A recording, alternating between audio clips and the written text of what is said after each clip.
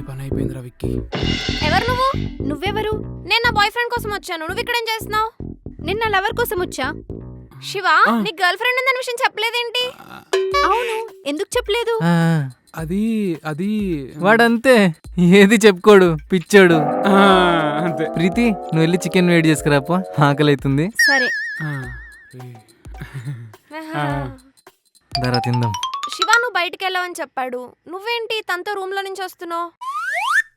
Night వాళ్ళిద్దరికి గొడవ అయితే అలా ఎప్పుడు గొడవ పడొద్దు, మనలా హ్యాపీ ఉండాలి అని చెప్పిన. సర్లే, వీళ్ళ మధ్య మనం ఎందుకు, బయటికి వెళ్దాం పద. హే ఆగు, శివ గర్ల్ ఫ్రెండ్ ని పరిచయం చేసుకుందాం. ఏమొద్దు, నేను పరిచయం చేయను.